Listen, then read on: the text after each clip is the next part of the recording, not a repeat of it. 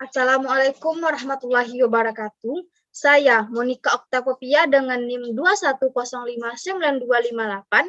Di video kali ini saya akan menjelaskan materi anggaran penjualan penerimaan kas.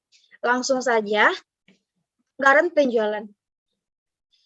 Anggaran penjualan ini merupakan rencana penjualan perusahaan untuk masa yang akan datang, di mana dalam penyusunan anggaran penjualan tersebut, perusahaan harus memperhatikan faktor-faktor yang mempengaruhi proses penyusunan anggaran penjualan tersebut. Nah, jangka waktu atau prodi anggaran terdiri dari anggaran strategis dan anggaran taktik. Nah, anggaran strategis ini merupakan anggaran yang berlaku untuk jangka panjang, yaitu lebih dari satu periode atau 1 tahun. Sedangkan anggaran taktik ini anggaran yang berlaku untuk jangka pendek atau kurang dari satu periode akuntansi atau 1 tahun. Faktor-faktor yang mempengaruhi penyusunan anggaran penjualan yang terdiri dari faktor internal dan faktor eksternal. Faktor internal ini yaitu data, informasi, dan pengalaman yang terdapat di dalam perusahaan sendiri.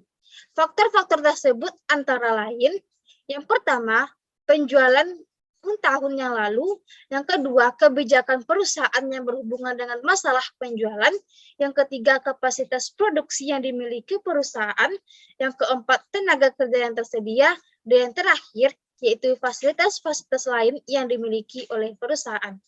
Sedangkan faktor eksternal yaitu data, informasi, dan pengalaman yang terdapat di luar dari perusahaan. Nah, faktor-faktor tersebut yang terdiri dari yang pertama, keadaan persaingan di pasar, yang kedua, posisi perusahaan dalam persaingan, yang ketiga, tingkat pertumbuhan penduduk, yang keempat, tingkat penghasilan masyarakat, yang kelima, elastisitas permintaan terhadap harga barang yang dihasilkan oleh perusahaan, yang keenam, agama, adat istiadat, dan kebijakan masyarakat. Yang ketujuh, berbagai kebijakan pemerintah. Kedelapan, keadaan perekonomian nasional maupun internasional, dan yang terakhir yaitu kemajuan teknologi. Faktor-faktor dalam anggaran penjualan yang perlu dipertimbangkan. Nah, anggaran penjualan disusun dengan menggunakan berbagai pendekatan. Masing-masing cara pendekatan mempunyai konsekuensi yang berbeda-beda, sehingga perlu pertimbangan atau sehingga perlu pendekatan dan pertimbangan yang menguntungkan. Dalam anggaran penjualan perlu dipertimbangkan beberapa faktor yang terdiri dari yang pertama, karakteristik pasar yang dihadapi oleh perusahaan. Nah, karakteristik pasar ini yang terdiri dari luas pasar.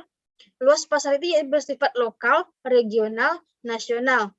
Keadaan persaingan, apakah persaingan monopoli atau persaingan bebas.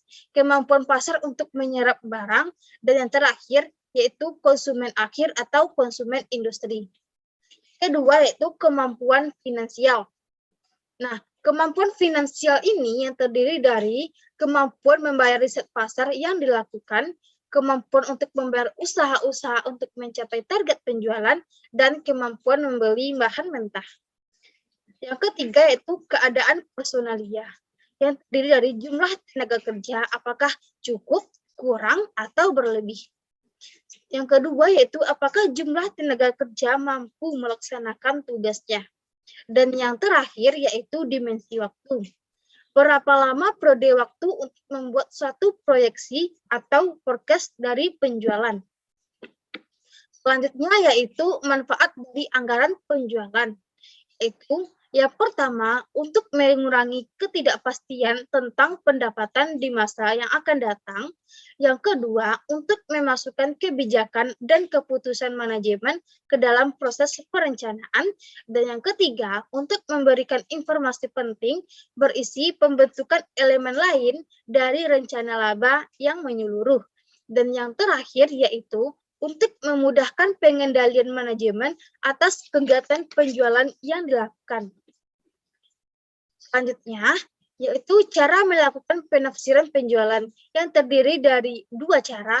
Yang pertama, yaitu penafsiran yang bersifat kualitatif dan penafsiran yang bersifat kuantitatif.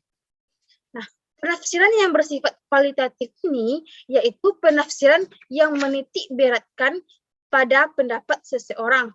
Penafsiran yang bersifat kualitatif ini yang terdiri dari yang pertama, pendapat pimpinan bagian pemasaran, yang kedua, pendapat para petugas penjualan, yang ketiga, pendapat lembaga-lembaga penyalur, yang keempat, pendapat konsumen, dan yang terakhir, pendapat para ahli yang dipandang memahami atau konsultan. Sedangkan penafsiran yang bersifat kuantitatif ini yaitu penafsiran yang menitik beratkan pada petunjuk angka-angka atau dengan metode statistika. Nah, penafsiran yang bersifat kuantitatif ini yang terdiri dari pertama yaitu cara yang mendasarkan diri pada data historis dari suatu variabel saja, yaitu variabel yang ditafsirkan itu sendiri. Yang kedua, cara yang mendasarkan diri pada historis dari variabel yang akan ditafsirkan serta hubungannya dengan data historis dan variabel lain yang diduga mempunyai pengaruh yang cukup kuat terhadap pertimbangan variabel yang akan ditafsirkan. Nah, yang terakhir yaitu cara penafsiran yang menggunakan metode-metode statistik yang diterapkan pada berbagai analisis khusus. Saja penjelasan dari saya yaitu anggaran penjualan atau penerimaan kas. Sekian, terima kasih. Assalamualaikum warahmatullahi wabarakatuh.